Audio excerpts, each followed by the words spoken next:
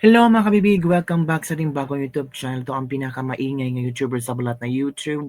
Ako si Kabibig, maglebak-lebak na tayo with evidence. VP Sara nagsalita na laban sa pag-impeach ng Kongreso sa kanya. Sandro Marcos, kinalaban si BBM at Amy Marcos. Kung naalala nyo, si BBM nagsabi na si Sara is unimportant, huwag niyong i-push. Naghingi siya ng tulong sa Kongreso na huwag i-push ang impeachment. Tapos itong si Amy Marcos nagsabi din na huwag nang mag-impeach si BP Sara kasi hindi yan problema ng bansa natin.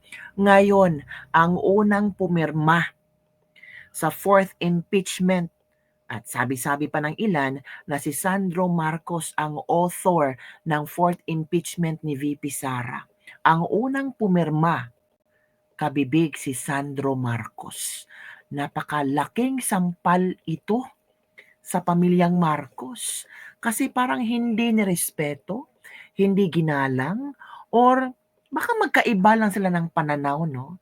Baka gusto lang talaga ni Sandro Marcos na gumanti kay VP Sara. Naku po! Ganun ba ang interpretasyon mo, kabibig? Itong ginawa ni Sandro Marcos na naging leader, na siya ang number one. So, natural, once si Sandro Marcos, anak ng presidente, ang unang pumirma, yung iba susunod na lang. Tapos, yung mapapapirma, uy, sino unang pumirma? Sandro Marcos. Ay, pumirma na rin ako kasi anak ng presidente. Diba?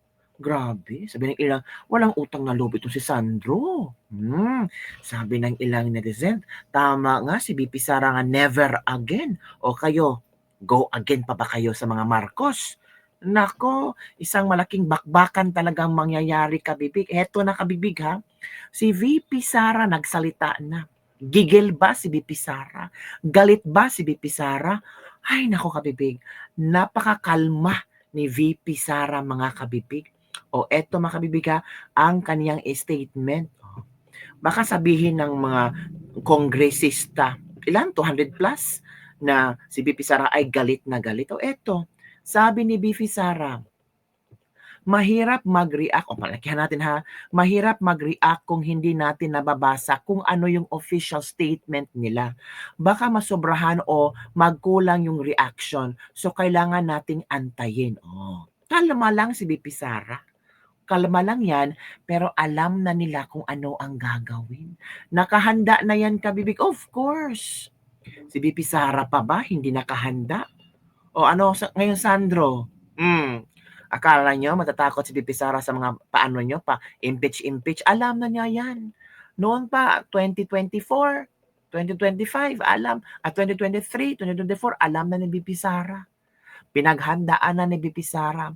Simula nang na-transfer from the Office of the President ang 125 million sa Office of the Vice President, December yon. Parang nagkamali yata si BP Sara that time. Pero pinaninindigan nila yung 125 million na confidential funds na ginamit sa tamang paraan. Sabi nga ng COA, malinis naman yung paggamit nila. 'Di ba? Pero ngayon, grabe, Sandro Marcos. In fairness ha, si BP Sara talagang kalma lang siya. Kasi na-foresee na niya ito eh. Pero so maghintay-intay lang tayo, mga kabibig, kung ano mga pasabog ni VP Sara. Baka hindi sila makalunok sa mga pasabog ni VP Sara. Nako, ito pa, mga kabibig, ha. Grabe. Mga pinuno ng Kongreso at sangay ng ehekutibo pinakokomento. Yun yung kabibig. 'Di ba? Si Sandro, ito yung sinasabi ko. Si Sandro daw ang may pakamana. Share ko sa inyo ha. Nabasa ko lang ito. Ito yan, mga kabibig, from One News. Sige, lakihan natin para kita niyo, from One News yun ha. Presidential son and Senior Deputy Majority Leader Sandro Marcos reportedly led the signature campaign. Siya pala for the fourth impeachment complaint against Vice President Sara Duterte, according to a News 5 source.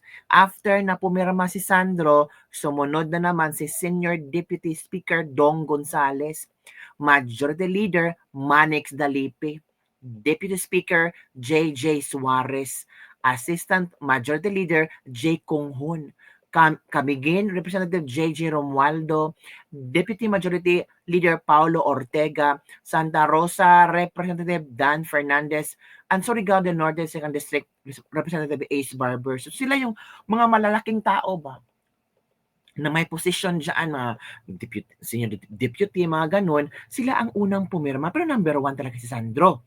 Oo, mga kabibig, number 1 si Sandro. Oy, nasan kita ko sa inyo ha, baka hindi, baka sabi ng iba, baka attendance. Anong attendance? Grabe, attendance talaga? Anong klaseng mata meron ka? Sabi mong attendance lang ito at panilin lang. Ano, tumahimik ka. Na-transmit na nga sa Senado, attendance. Yan sino number 1? Yan ayan Sandro Marcos, first Ilocos Norte. Of course, kung ang anak ng presidente ang unang pumirma, natural ang susunod ay pirma tayo kasi ang anak ng presidente, walang mangyayari sa atin, safe na safe tayo. Kita yun naman. 'Di ba? So ganun ka-powerful sila. Ang tanong, nagkausap nga ba si Sandro Marcos at si BBM? Baka nagkausap na yan kabibig. Oo. Kasi planado na yan eh. Nila, don't tell me, si Sandro ay gagawa ng isang move na pwede ikakahamak kay BBM. Bakit mapahamak si BBM? Kasi, budolero na rin si BBM. Binodol niya ang INC. Bakit? Kasi, ang reason kung bakit may INC rally, ay ang INC, suportahan si BBM na nananawagan na huwag i-impeach si BP Sara. So ngayon, si Sandro Marcos pa ang number 1. Don't tell me Sandro Marcos hindi nagkipag-usap sa papa niya. Of course, nagkipag-usap yan. Grabe naman. Sabi niya, ay malaki na si Sandro, alam niya ang ginagawa. Pero presidente ang tatay niya. Dala-dala pa rin niya ang pangalan ng tatay niya. Lalo na ngayong presidente ang tatay niya. So INC members, nabudol kayo. Nabudol kayo for the second time, for the third time, and many times, mga kabibig. Yun ang interpretasyon ko, pasensya na. Pasensya na.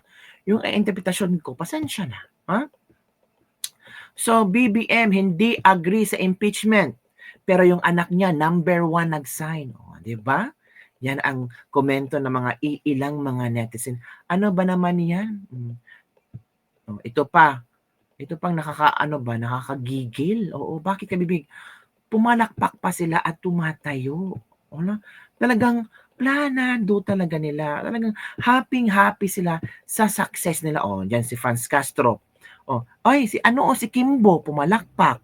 Uy, sino ito? Si Dinia, meron pang tumawa. Si Brosa, si Raul Manuel. 'Di ba? Yan. Pumalakpak, tumayo at pumalakpak, mga kabibig. Yan, tuwang-tuwa sila na success sila sa kanilang pag-impeach kay BP Sara sa Kongreso, mga kabibig. 'Di ba? Yun. Tumatayo at pumalakpak ang ilang miyembro ng Kamara habang inuutusan ni Speaker Martin Romualdez ang Secretary General na ipadala sa Senado ay ika-4 at pinakahuling impeachment complaint laban kay Vice President Sara Duterte para sa paglilitis. Merong 215, di ba? 215 pala, mga kabibig, ang pumirma. Sino ba inong 215, mga kabibig? Eto yung mga pangalan ng 215. Hindi ko babasahin kasi ang hirap basahin ng pangalan niya. At ang pangit ng mga handwriting nila. Hanapin nyo lang. Ang dami kasi yan, kabibig. Madami. Yan sila. Yan. Yan sila. Napakagaling nila. Di ba? Yan. Yan sila. Sila yun. Hanapin nyo lang, trending kasi ito, pinag-uusap-usapan ito. Hanapin nyo lang. Madaming nasasabi na hanapin ko mga listahan na yan at titingnan ko kung ano ang pwede nating gawin dyan. Sabi nito. Ito pala yung pagpalakpak at pagtayo ng mga iilang kongresista. Ito panoorin natin ha. Total number of House members who verified and swore before me this impeachment complaint is 215 House members. Carol will please respond. Mr. Speaker, 1/3 of the total number of members of the Tatayo yung House iba at is papalakpak. 102. There is a motion to direct the Secretary General to immediately endorse to the Senate the impeachment complaint, having been filed by more than 1/3 of the membership of the House, or a total of 215 members. Is there any objection? The chair hears none. The motion is approved. The Secretary General is so directed. The session is suspended. Tingnan nyo ha, malakpak sila. Oh, tumayo sila, oh. Tingnan nyo, oh, tumayo. So, panalo sila Brosas. Panalo sila Brosas. Total number of House Panalo sila members Brosas, sina who Arlene verified and Rosas, swore Franz before me Castro, this Raul impeachment Manuel, yung complaint minority black. is 215 Sinuportahan sila sa majority black. House members. General will please respond.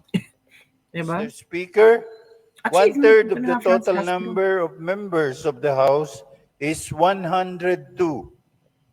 There is a motion to direct the Secretary General to immediately endorse to the Senate the impeachment complaint, having been filed by more than 1/3 of the membership of the House, or a total of 215 members. Is there any objection? The chair hears none. The motion is approved. The Secretary General is so directed. The session is suspended. Tingnan nyo na again, balikin natin yung mga pumalakpak. Be, success sila, oh. Grabe, success sila. Yan. Yan kabibig, oh. Si Franz Castro, mga kabibig. Pumalakpak kasi success si Franz Castro. Kaya pala goal is patahimikin lahat ng pro-Duterte writers. Buti na lang talaga. Hindi kawalan kay VP Sara mawala sa posisyon. She will just go back home and be with her children. It's the loss of Filipino people hoping for change. Tama. Agree ako dito. Sige, magsaya kayo sa huling iiyak kayong lahat. The people is more powerful than any of you. Convicted criminal Castro, tuwang-tuwa sa mga enablers. Yan. Former President Duterte should speak now or forever hold his peace. I'm sure madami naghihintay ngayon ng sagot ang maaring plano nila. I, for one, will join any mass movement kung kinakailangan from Lorraine TST.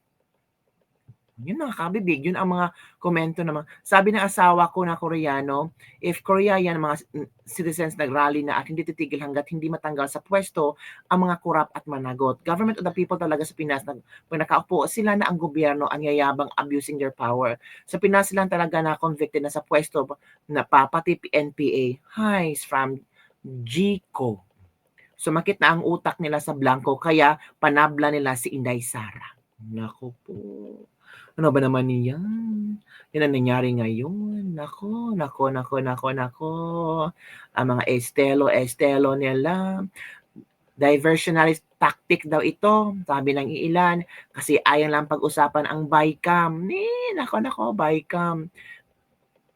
The impeachment moves in the lower house is futile exercise. Sabi ni Congressman Isidro Ungab. Congress will be on the recess starting tomorrow. This is a diversion form from the real issue, which is anomalous budget process as shown by the 28 blank items in the BICAM report. So, kailangan talaga masapawan yung BICAM report. Kailangan i-push ang impeachment ni BP Sara kasi maraming supporters si BP Sara at magre-react talaga mga kabibig. Diversionary tactics ang ginawa nila. Nako. Diversionary tactics pero yun na nga, ang Senado pala, hindi matatakol-takol itong impeachment kasi mag-resume ang Senado sa June 2. Mag-resume sila sa June 2. Kaya hindi pag-uusapan yan kasi eleksyon na. Di ba?